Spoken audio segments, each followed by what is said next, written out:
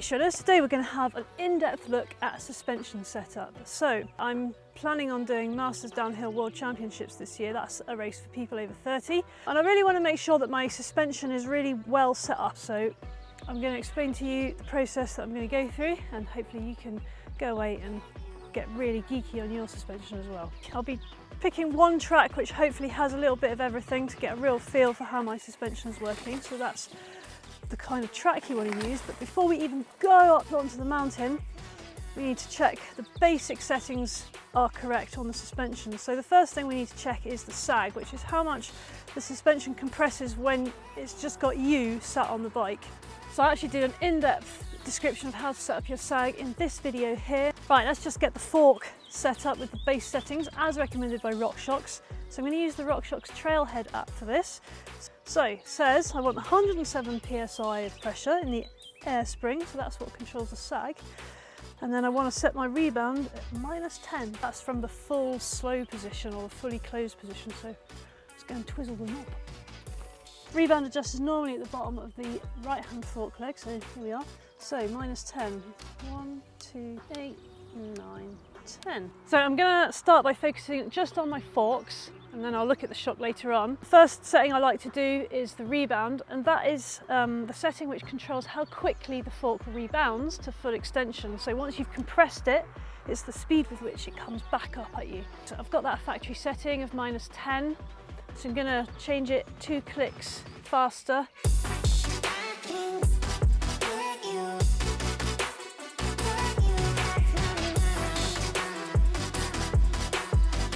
And then I'm going to take it slower and see how that feels.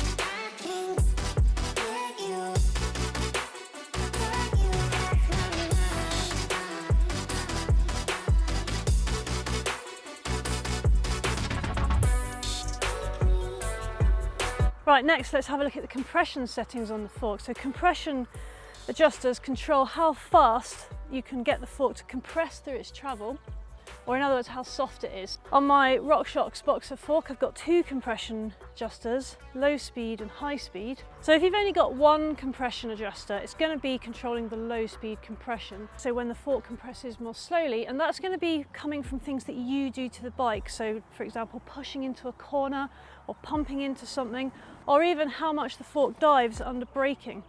Those are the sorts of things that we're talking about. Low speed compression can help with those really big hits where, like, you go over a big drop. Having a little bit of low speed compression on can really help to slow the fork down and stop it diving all the way through its travel, and gives you a bit more support.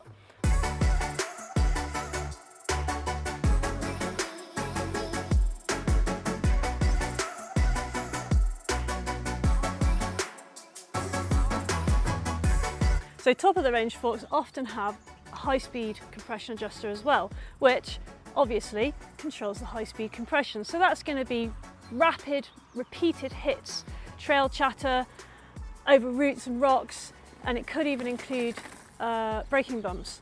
And this setting is going to have an effect on your grip. So if you set your high speed compression too hard, it's going to start to deflect the tyre off the ground, which means it's not in contact with the ground, therefore you have less grip. So you want to make sure that you've got it just right, so you're getting the right amount of grip from the front tyre.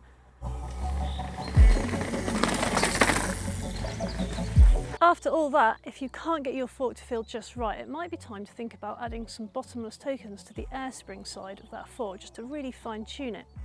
They're used to basically make the fork feel more progressive through its travel. So that means that as you compress the fork, it becomes harder to compress it further. Personally, I've never needed to use them, so I'm not really an authority on them, and therefore I'm not going to try and tell you I know what I'm talking about. What I'm going to do instead is put a link in the description below to a really good explanation. And then if you need to take it further, then I'd suggest starting there, read that, and then take it from there. So now I'm happy with the fork, I'm going to start working on the shock setting. So I'm going to go through the same process. I've got a rebound adjuster and just one low speed compression adjuster here. So as a start point for my rebound, I'm going to try and get it so it's balanced with the front of the bike. So if I just press down on the fork and the shock at the same time, to me that feels pretty balanced.